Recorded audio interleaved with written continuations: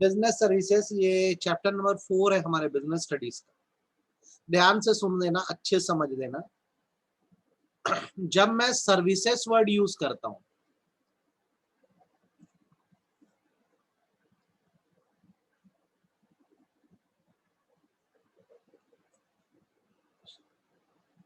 मैं एक बार उनको बोल दूंगा बेटा, मैं उनको बोल दूंगा, है ना, भेजने के लिए।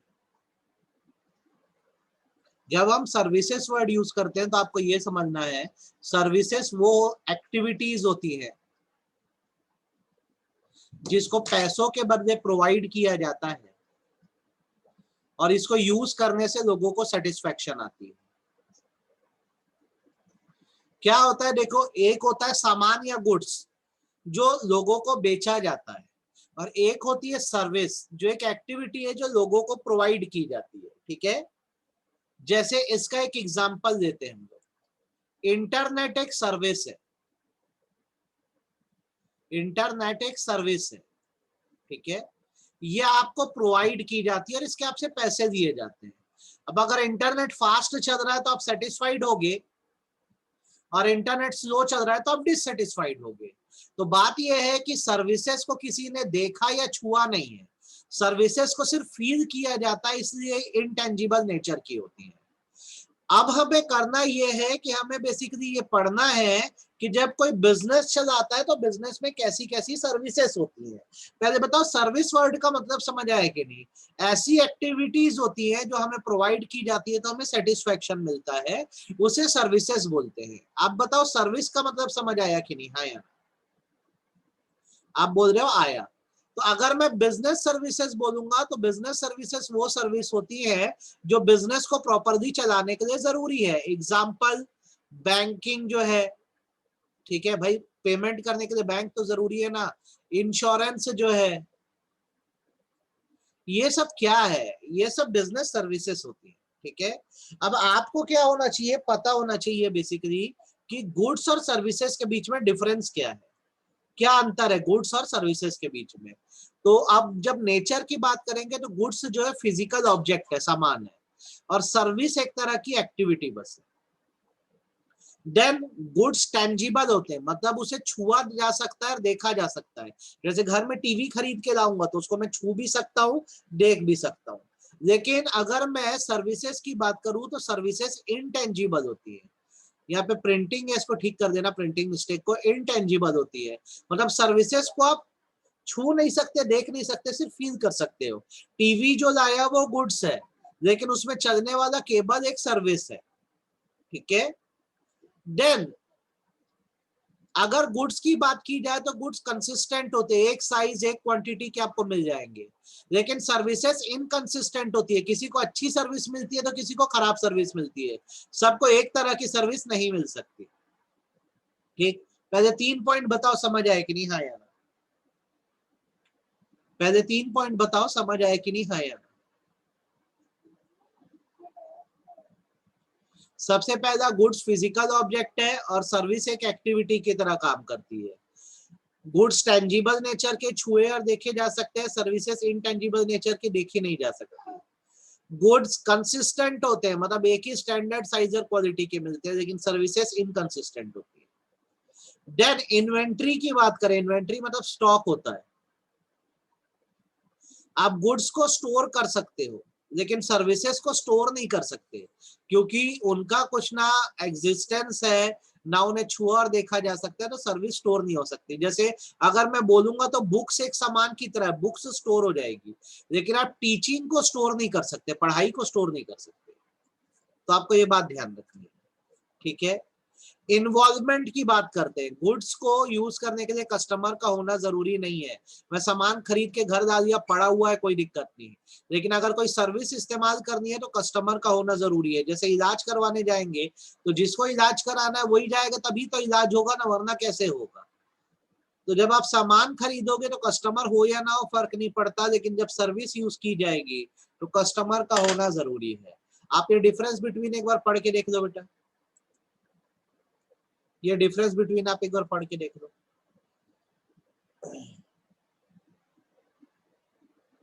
आप यस सर बोलोगे तो ही मैं आगे बढ़ूंगा।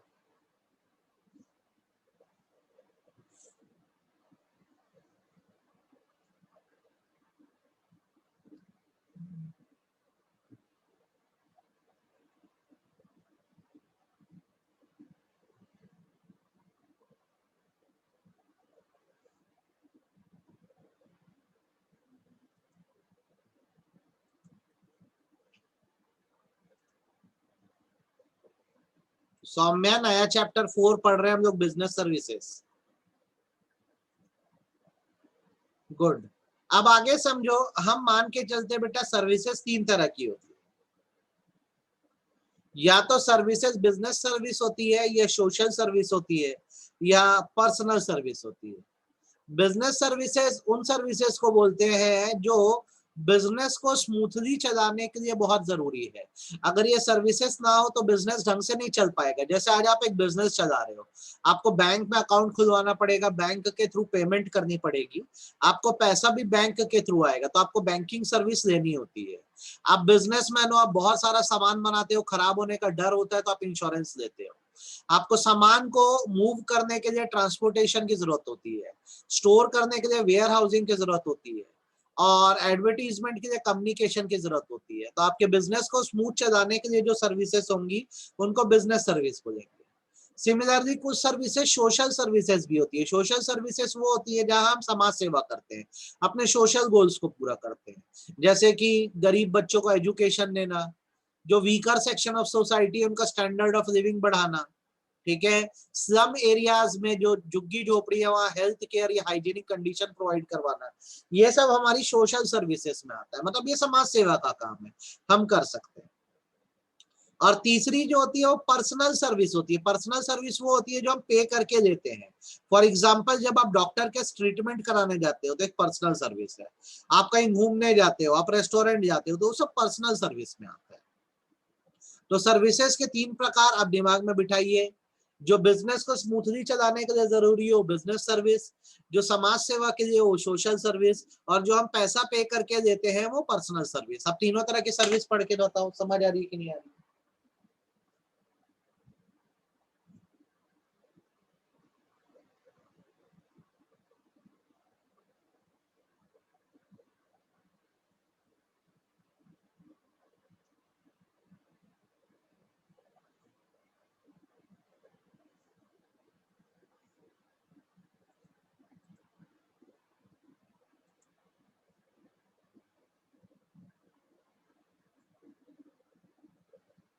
आ रहा है। तो इतने प्रकार की सर्विसेज होती है, ठीक है। आपको पता होना चाहिए, business service, social service, personal service, ठीक है। अच्छा एक बात बताओ, बच्चों को तुम लोग को टाइम टेबल आज इतने बजे क्लास है पता था कि नहीं पता था? इतने बजे क्लास है पता था कि नहीं पता था? ईमानदारी से बताना।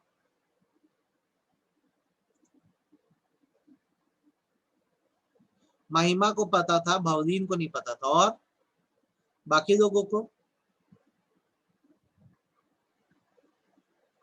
अच्छा,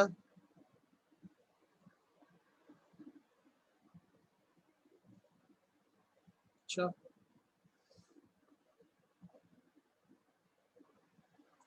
ठीक। क्योंकि बहुत कम लोग ज्वाइन कर रहे हो, अब टेस्ट दूंगा तो उतने ही लोग दोगे जितने क्लास अटेंड कर रहे हो, बाकी लोग को लेने ही नहीं देना टेस्ट। चलो शुरू करते हैं। अब आप फोकस किस पे करोगे, एक बात बताओ। आप बीइंग अ कॉमर्स स्टूडेंट, आपको किससे मतलब होना चाहिए? बिजनेस सर्विस से, सोशल सर्विस से, कि पर्सनल सर्विस से? आपको किससे मतलब होना चाहिए?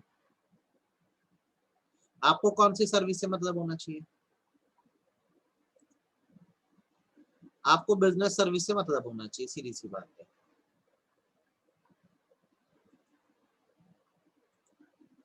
आपको बिजनेस सर्विस से मतलब होना चाहिए, है ना। तो बिजनेस सर्विस के फीचर समझ लो पहले। जितनी भी बिजनेस सर्विसेज है, चाहे वो बैंकिंग हो, इंश्योरेंस हो, वेयर हाउसिंग हो, कोई भी हो, सब बाय नेचर इंटेंजिबल है। इंटेंजिबल होने का मतलब, जो ये सर्विसेज है ना, आप इनको छू सकते हो ना देख सकते हो। आप सिर्फ क्या कर सकते हो, एक्सपीरियंस कर सकते हो। एग्जाम्पल, आप बैंक गए, आपका पैसा जल्दी विथड्रॉ हो गया, तो आप बोलोगे बैंक की सर्विस बहुत जबरदस्त है। आपको 2 या 3 घंटे बैठना पड़ गया तो आप बोलोगे सबसे घटिया सर्विसेज बैंक की है। तो आप याद रखना, बिजनेस सर्विसेज इनटेंजिबल नेचर की होती है।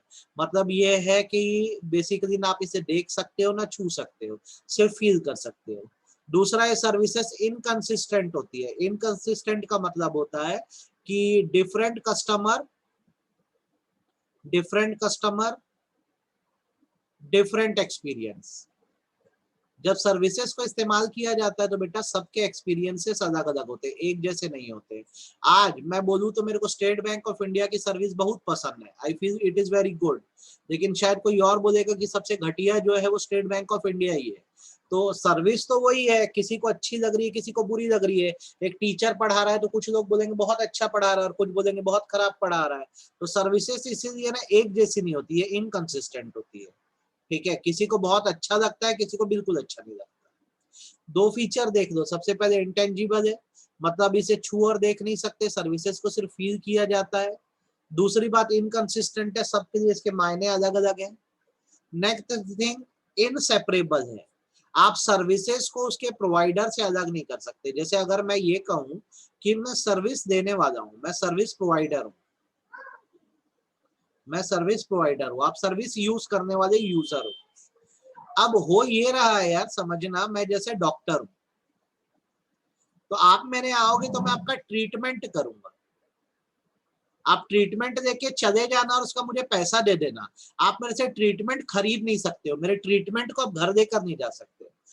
कभी भी याद रखना, सर्विस देने वाले से उसकी सर्विस को अलग नहीं कर सकते।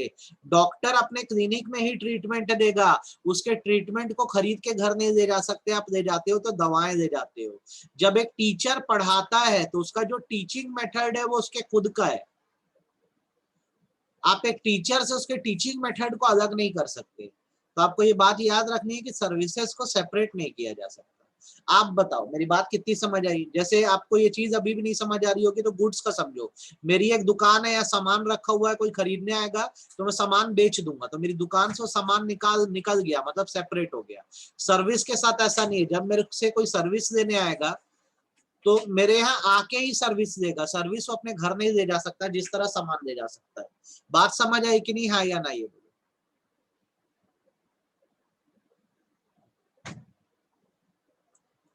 देन जैसे गुड्स का बहुत सारा स्टॉक या इन्वेंट्री मेंटेन रखते हो, इन्वेंट्री वर्ड का मतलब स्टॉक होता है, ठीक है। सामान का क्या है, आदमी स्टॉक मेंटेन रखता है, लेकिन सर्विसेज के साथ ऐसा नहीं है, सर्विसेज का स्टॉक नहीं मेंटेन किया जाता है। सर्विसेज के साथ ऐसा है कि जब कोई सर्विस मांगने आएगा तब उसको सर्विस प्रोवाइड की जाएगी, आप सर्विस को स्टोर नहीं कर सकते। जैसे गुड्स क्या होता है, मैंने खूब सारे स्टोर करके रख दिए, कोई खरीदने आएगा निकाल निकाल के बेचने का, बेचता जाऊंगा। लेकिन सर्विसेज जो है उसको आप स्टोर नहीं कर सकते ना, जब कोई आएगा तब आपको उसको सर्विस देनी पड़ेगी। जैसे डॉक्टर अपने इलाज को स्टोर करके थोड़ी ना रखता है, जब कोई ग्राहक आएगा या कोई कस्टमर आएगा या पेशेंट आएगा तो डॉक्टर तुरंत इलाज कर देगा। लास्ट थिंग इन्वॉल्वमेंट की बात होती है। तो बेसिकली आपको ये बात ध्यान रखनी है कि जब सर्विस की बात आएगी तो दो लोगों का इन्वॉल्वमेंट बहुत जरूरी है, एक सर्विस देने वाले का, सर्विस प्रोवाइडर का, और दूसरा यूजर का, यूजर मतलब कस्टमर का। सर्विस लेनी है तो खुद आना पड़ता है, किसी और को नहीं भेज सकते। यदि बीमार आप हो तो इलाज मेरा नहीं होगा, आपका होगा, आपको डॉक्टर के पास जाना होगा। तो आपको ये बात समझनी होगी कि सर्विस लेने के लिए कस्टमर का इन्वॉल्वमेंट जरूरी है। अगर बैंक में अकाउंट खुलवाना होगा तो आपको खुद जाके खुलवाना पड़ेगा, कोई और नहीं खुलवाएगा। ये बात आपको ध्यान रखनी है। अब शांत मन से इसको एक बार आप पढ़ के दे दो।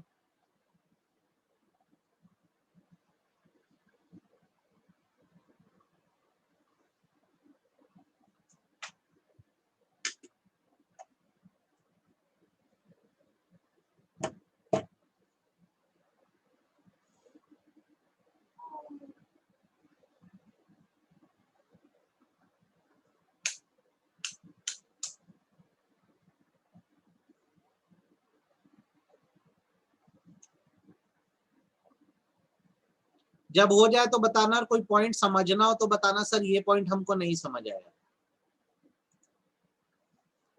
पॉइंट्स देख लो, intangible, inconsistent, inseparable, no inventory, involvement, इनमें से कौन सा पॉइंट नहीं समझ आया, दोबारा समझाना है, बताओ।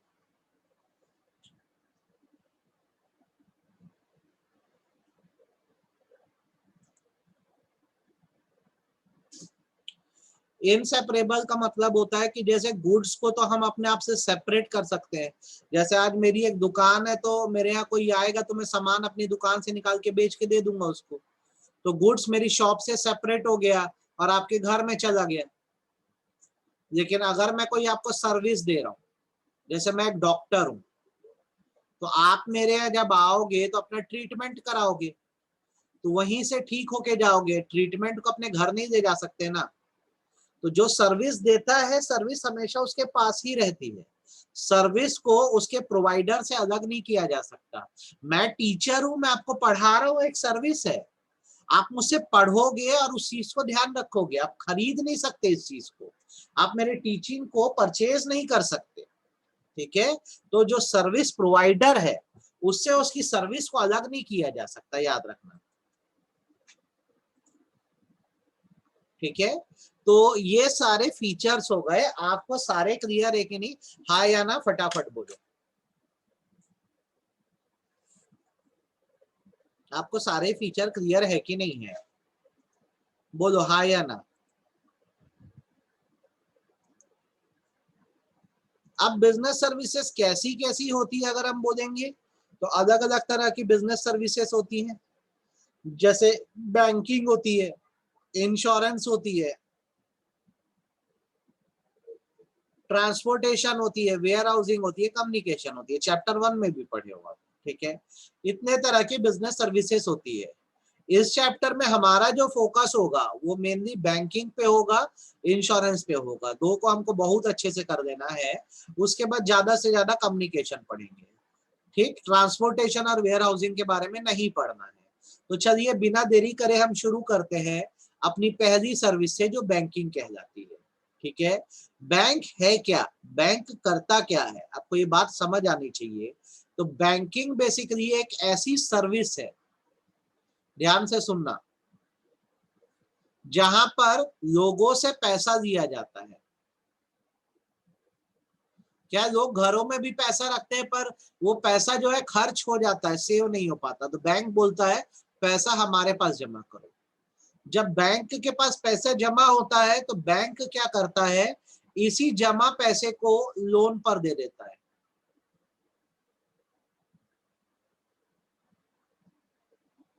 बहुत ध्यान से मेरी बात को सुनो, बैंकिंग सर्विस क्या है? बैंकिंग सर्विस वो है जहां एक इंस्टीट्यूशन है जिसका नाम बैंक है, वो क्या करता है, आम जनता से पैसे देता है, और जब बैंक के पास पैसे आ जाते हैं तो उन्हीं पैसों को लोन पर दे देता है। ग्रांट लोन मतलब लोन पर दे देता है। अब होता क्या है कि जब बैंक लोन देगा ना, तो ये पैसा जो है वो प्रिंसिपल भी वसूलेगा, मतलब मेन अमाउंट, और इंटरेस्ट भी वसूलेगा। तो सपोज करो इसको इंटरेस्ट रिसीव हुआ 10%, ठीक है। बैंक ने लोन दिया और बोला कि मेरे को ये पैसा विथ इंटरेस्ट वापस करना, इंटरेस्ट 10%। अब जब बैंक के पास 10% इंटरेस्ट आया, तो जिन लोगों ने बैंक में डिपॉजिट रखाया था, बैंक उनको क्या करेगा, 2% दे देगा, कि भाई तुमने हमारे पास पैसा रखाया था तो तुम्हारा भी कुछ पैसा बढ़ना चाहिए, तो मान लो इनको 2% दे दिया। तो जो बचा 8% है, वो बैंक का क्या है, वो बैंक का प्रॉफिट है। तो बच्चों आप यही से सीख लो, बैंकिंग एक सर्विस है जो सबकी मदद करती है, और यहाँ पे बैंक कमाता कैसे है समझो। हम जो पैसा बैंकों में जमा कराते हैं, बैंक उन पैसों को लोन पर दे देता है। लोन से आने वाला जो इंटरेस्ट होता है, सपोज करो 10% आया, उसका छोटा सा हिस्सा वो उनको देता है जिन्होंने पैसा जमा कराया था बैंक में, और बाकी बचा जो इंटरेस्ट का पैसा है वो बैंक का मुनाफा या प्रॉफिट है, जो कई 100 करोड़ में होता है। अब आप बताओ, आपको थोड़ा बहुत बैंकिंग क्या है समझ आया कि नहीं? बैंकिंग एक ऐसी सर्विस है जहां लोगों से पैसा लिया जाता है और उन पैसों को लोन पर दे दिया जाता है। क्लियर है कि नहीं, हाँ या ना, ये बताओ।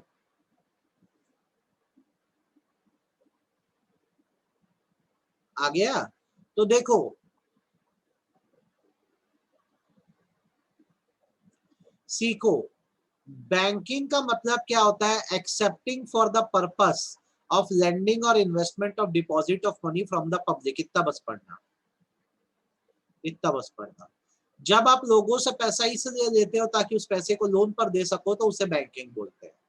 इसके एसेंशियल एलिमेंट आपको याद रखना है, यहाँ पे आपको लोगों से डिपॉजिट लेना पड़ेगा, पैसे एक्सेप्ट करने पड़ेंगे, ये डिपॉजिट आपको पब्लिक से मिलेगा। जब पब्लिक मांगेगी आपको वापस भी करना पड़ेगा ऑन डिमांड, जैसे आप भी बैंक में पैसा जमा करते हो, एटीएम कार्ड का यूज करके कभी भी अपना पैसा निकाल देते हो। जो डिपॉजिट आपने बैंक में रखा है उस पैसे को क्या कर दिया जाएगा, लेंडिंग पर्पस के लिए दे दिया जाएगा। लेंडिंग मतलब लोन पे दे दिया जाएगा।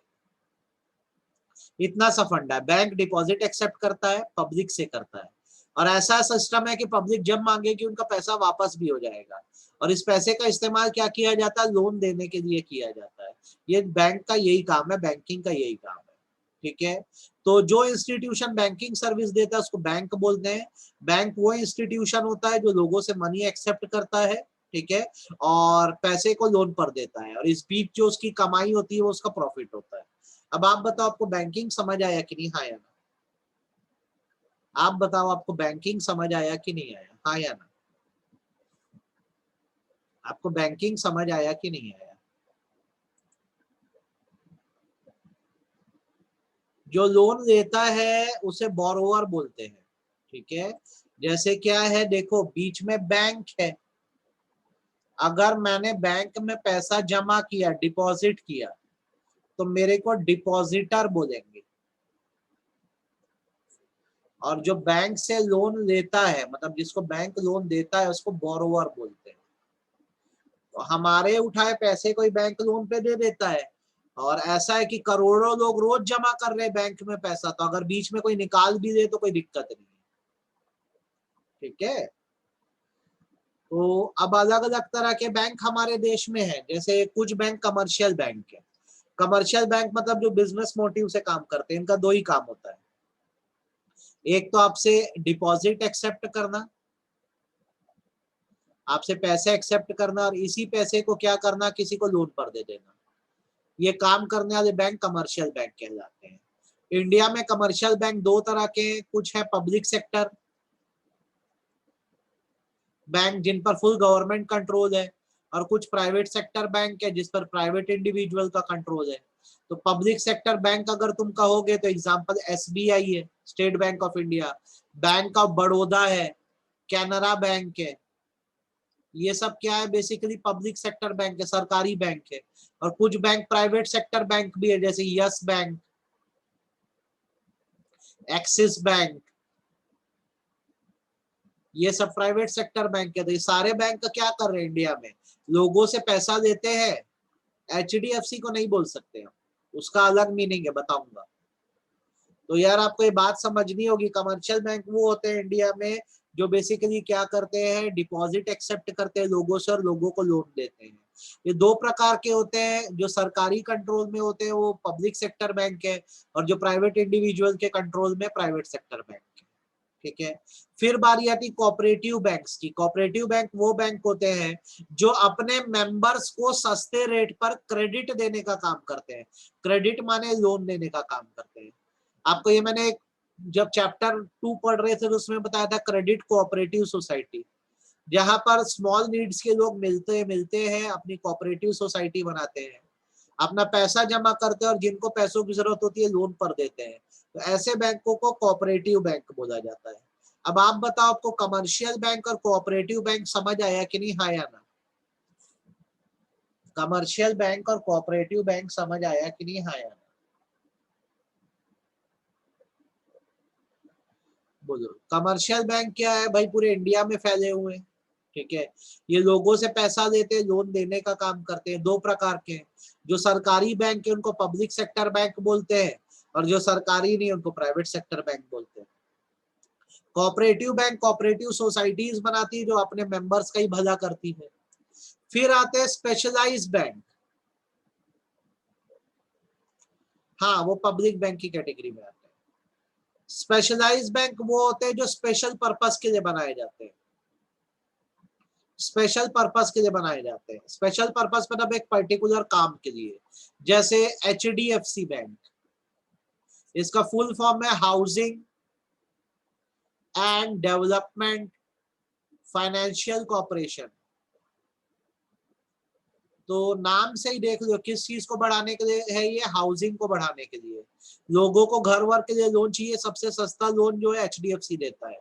वैसे ही IDBI, industrial development bank of India, industrial development bank of India, तो नाम से ही समझ आ रहा है किसको बढ़ावा देने के लिए बनाया गया ये, इंडस्ट्रीज को। वैसे ही एक्सिम बैंक, एक्सिम का फुल फॉर्म है एक्सपोर्ट इंपोर्ट बैंक, तो किस चीज को बढ़ावा देने के लिए बनाया गया? ये एक्सपोर्ट इंपोर्ट को बढ़ावा देने के लिए बनाया गया। तो स्पेशलाइज्ड बैंक वो होते हैं जो किसी एक चीज को ग्रो करने के लिए, बढ़ाने के लिए बनाए गए, उसे स्पेशलाइज्ड बैंक बोलते हैं। आप बताओ, आपको स्पेशलाइज्ड बैंक समझ आया कि नहीं, हाँ या ना? आपको स्पेशलाइज्ड बैंक समझ आया कि नहीं, हाँ या ना, ये बताओ। 3 तरह के बैंक बताया हूं, commercial bank, cooperative bank, specialised bank. समझ आया कि नहीं? और एट लास्ट जो होता है उसको सेंट्रल बैंक बोलते हैं। हमारे देश में सेंट्रल बैंक जो है वो रिजर्व बैंक ऑफ इंडिया है, याद रखना, आरबीआई। सेंट्रल बैंक वो है जो इंडिया के बाकी बैंकों के लिए रूल्स बनाता है और बाकी बैंकों को रेगुलेट करता है। तो हमारे भारत में reserve bank of India central bank किया जाता है। तो आपसे क्वेश्चन आएगा what is the central bank in India, तो आपका आंसर होगा sir reserve bank of India is central bank in India. ये पब्लिक से डील नहीं करता, इसको पब्लिक से मतलब नहीं है, ये बाकी बैंकों के लिए रूल बनाने का काम करता है। आई होप आपको एकदम अच्छे समझ आ गया है और कोई दिक्कत नहीं है। कमर्शियल बैंक वो बैंक है जो बिजनेस पर्पस के लिए है, मतलब वो लोगों से पैसा लेते हैं और इसी पैसे को लोन पर देने का काम करते हैं। कोऑपरेटिव बैंक कोऑपरेटिव सोसाइटीज की तरह काम करते हैं जो अपने मेंबर्स को लोन देते हैं। स्पेशलाइज्ड बैंक स्पेशल पर्पस के लिए बनाए गए हैं, जैसे एचडीएफसी, आईडीबीआई, एक्सिम बैंक। और आरबीआई जो है हमारे देश का सेंट्रल बैंक है जो बाकी बैंकों को चलाता है। अब आपको इतना समझ आया कि नहीं जो आज पढ़े, ये बताओ। सर्विसेज का मतलब, गुड्स और सर्विसेज के बीच का डिफरेंस और ये सारी चीजें समझ में आई कि नहीं, हाँ या ना? तो आज इतना आपको पढ़ना है, डेट्स इट। आप ये पढ़िए और ईशान सर को बोलता हूँ कल से टाइम टेबल डालने के लिए, ठीक है? चलो ये पढ़ो।